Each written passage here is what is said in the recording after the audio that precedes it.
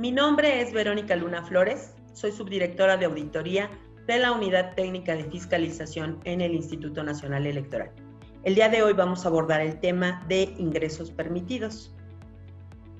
Me gustaría aclarar que esta presentación únicamente es de carácter informativo, que es muy concreta, porque vamos a tener cursos de capacitación posteriormente en los que podremos abordar más a detalle cada uno de los temas. Bien, dentro de los temas que vamos a abordar sería el financiamiento privado, que se divide en aportaciones, autofinanciamiento y rendimientos financieros.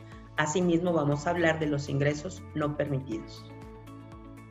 Bueno, hablando de financiamiento privado, les comento que las personas aspirantes a candidaturas independientes no tienen derecho a financiamiento público, por lo que todas sus fuentes de financiamiento tendrían que ser a través del financiamiento privado. Este puede ser mediante aportaciones de simpatizantes, aportaciones voluntarias y personales, y se dividen en efectivo y en especie.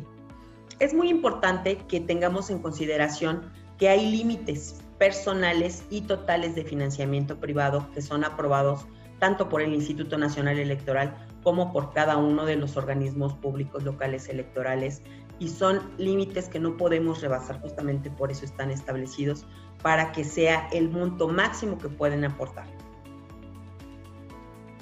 Ahora bien, dentro de las modalidades de financiamiento privado que tenemos se encuentran las aportaciones voluntarias personales en efectivo o en especie, que las personas aspirantes a una candidatura independiente o candidatos independientes aporten exclusivamente para la obtención del apoyo de la ciudadanía y campañas respectivamente. Están las aportaciones voluntarias y personales que realicen los simpatizantes, mismas que deben estar conformadas por aportaciones o donativos en efectivo o especie. Otra fuente de financiamiento privado es el autofinanciamiento. Asimismo, tenemos los rendimientos financieros, fondos o fideicomisos. Hay que tener especial cuidado con lo que tiene que ver con anuncios espectaculares, ya que no está permitida la donación de anuncios espectaculares. Deben ser contratados directamente por la asociación civil que representa a cada una de los aspirantes a candidaturas independientes o bien a las candidaturas independientes. Hablando de aportaciones en efectivo, las aportaciones en efectivo realizadas por cada una de las personas aspirantes a candidaturas independientes, los candidatos independientes o los simpatizantes deben cumplir con lo siguiente. En primer lugar, deben depositarse en cuentas bancarias abiertas de manera exclusiva para la administración de los gastos tendientes a la obtención del apoyo de la ciudadanía o de la campaña según corresponda. Es decir, en esas cuentas no pueden utilizar o manejar recursos que no sean exclusivos para estos fines. Es importante ver los montos de esas aportaciones, porque si son mayores a 90 UMA, invariablemente deben realizarse mediante transferencia o cheque nominativo de la cuenta de la persona que realiza la aportación. ¿Qué es la UMA? Es la unidad de medida y actualización. En el ejercicio 2023 equivale a 103.74 pesos y el equivalente a 90 UMA es de 9.336.60. Es decir, que todas aquellas aportaciones que rebasen este monto de 9.336.60 deben ser invariablemente mediante transferencia o cheque nominativo de la cuenta de la persona que realiza la aportación. Para ello, necesitamos soportar esas aportaciones mediante dos documentos que son los básicos. El primero de ellos sería el comprobante de la transferencia o cheque. Eso es porque necesitamos conocer, identificar la cuenta de origen, la cuenta de destino, es decir, a dónde llega, la fecha, la hora, el monto, el nombre completo del titular y el nombre completo del beneficiario de esta cuenta, porque eso nos permite tener certeza de dónde proviene el recurso.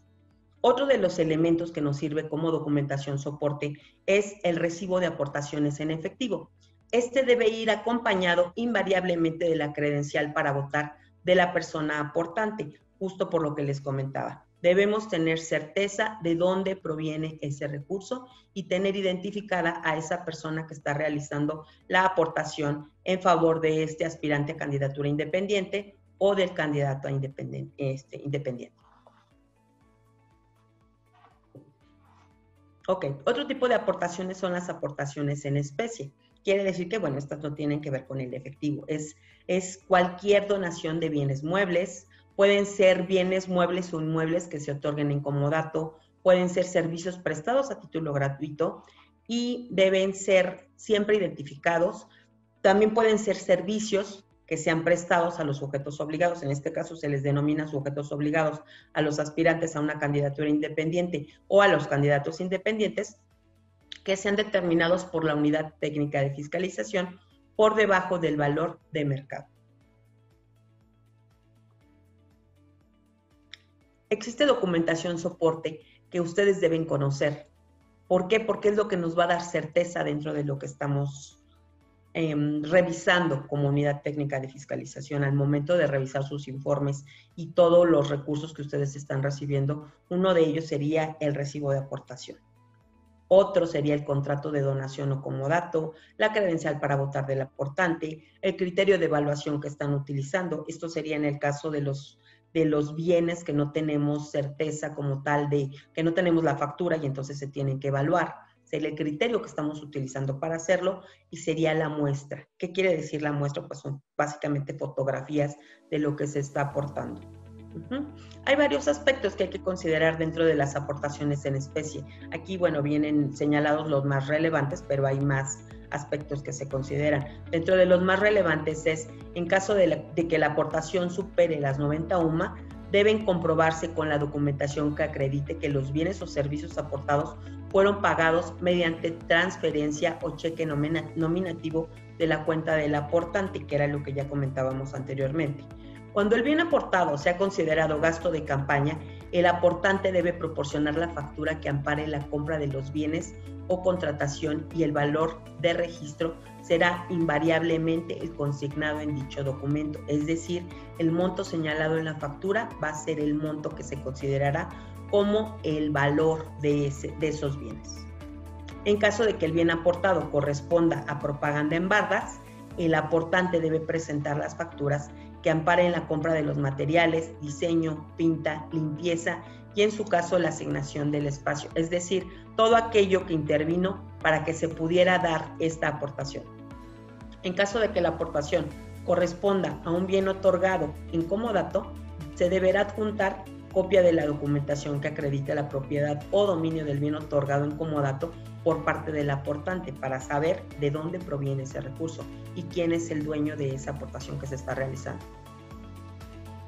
Hay un acuerdo que es muy importante que conozcan, que es el acuerdo que aprobó el Consejo General el 14 de diciembre del año 2022, que es el acuerdo INE-CG 850-2022, en el que se establecen lineamientos generales para la comprobación de aportaciones de militantes y simpatizantes durante los procesos electorales y de operación ordinaria. Ahí ustedes pueden encontrar cuáles son los elementos fundamentales que deben considerar en cada una de las aportaciones en efectivo y en especie para que nosotros, al momento de fiscalizar, no tengamos duda de dónde proviene el recurso, hacia dónde está llegando y que sea totalmente transparente este uso de recursos.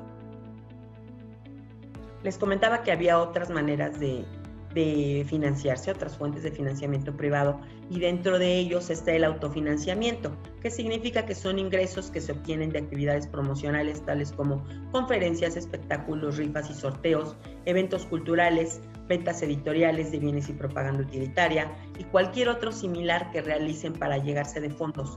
Deben estar sujetas a las leyes correspondientes a su naturaleza y deben soportarse con fichas de depósito, control de folios de autofinanciamiento, y aquí tenemos algunos de los requisitos que deben contener esos folios de financiamiento. Debemos tener identificado plenamente todo lo que conllevó a ese autofinanciamiento. En este caso, bueno, en los recibos hay que establecer el número de recibo, la fecha y la descripción del evento o actividad que se desarrolló, el lugar en el que se llevó a cabo, el monto que se obtuvo y el importe desglosado de los gastos. Esto es para que haya total transparencia en esos recursos que se están obteniendo mediante autofinanciamiento. Ahora bien, otra de las fuentes de financiamiento privado que tienen los aspirantes a candidaturas independientes y candidatos independientes son los rendimientos financieros. Esto significa que, bueno, dentro de todo lo que tenemos permitido es que dentro de las instituciones bancarias, siempre y cuando estén domiciliadas en México, podemos aperturar cuentas, fondos, fideicomisos para la inversión de los recursos líquidos, con el objetivo de obtener rendimientos financieros. Estos ingresos por rendimientos financieros son básicamente los intereses que se obtienen por las operaciones bancarias o financieras que se realicen. ¿Cómo los vamos a soportar? Todo lo que realicemos nosotros que tenga que ver con ingresos privados debe estar sustentado mediante documentos o soportes. En este caso, lo que nos daría el soporte y la certeza de que efectivamente esos ingresos por rendimientos financieros provienen de una fuente ilícita serían los estados de cuenta que les remitan las instituciones bancarias o financieras. En ellos debemos tener especificadas las operaciones financieras o cualquier situación que se haya desarrollado dentro de esa cuenta, que es lo que nos está proporcionando los intereses mediante los cuales pues estamos obteniendo esos rendimientos financieros. Algo básico es conocer los ingresos no permitidos. Así como tenemos ingresos permitidos, que son los que les acabo de comentar, tenemos ingresos no permitidos.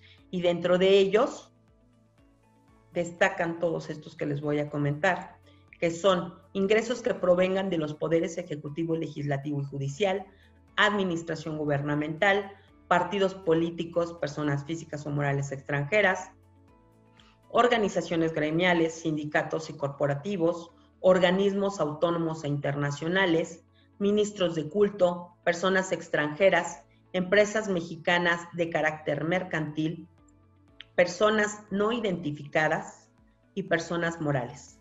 Todos esos ingresos están prohibidos, quiere decir que no están permitidos dentro de los ingresos propios que podría obtener cualquiera de los aspirantes a las candidaturas independientes o candidatos independientes para poder desempeñar sus funciones. Algo que también hay que tener mucho cuidado es que está prohibido recibir aportaciones y donaciones en efectivo, así como de metales y piedras preciosas, por cualquier persona física o moral. Adicional a ello, no es posible solicitar créditos provenientes de la banca de desarrollo para el financiamiento de sus actividades, y en ningún caso podrán recibir en propiedad bienes inmuebles para las actividades de su candidatura, en el caso de los candidatos independientes, ya que hayan pasado la etapa de la obtención del apoyo ciudadano, así como adquirir bienes inmuebles con el financiamiento que reciban. Quiere decir que si ya recibieron aportaciones, con ese recurso no pueden estar comprando terrenos, edificios, ningún inmueble. Eso está prohibido. Ahora bien, tampoco se puede obtener financiamiento por concepto de préstamos personales en efectivo, en cheque, transferencia bancaria o instrumentos similares de personas físicas. No deben suscribir contratos de mutuo para la obtención de financiamiento de personas físicas y morales, y no está permitido recibir financiamiento a través de colectas públicas. Hay que tener cuidado con ello. Bueno, por mi parte sería todo de momento. Les agradezco la atención. En caso de cualquier duda adicional sobre los temas que abordamos el día de hoy, quedo a las órdenes en el correo veronica.luna@ine.mx, y como les comentaba, posteriormente habrá cursos de capacitación en los que ustedes podrán conocer más sobre el tema, y por el momento pues no me resta más que agradecerles su atención.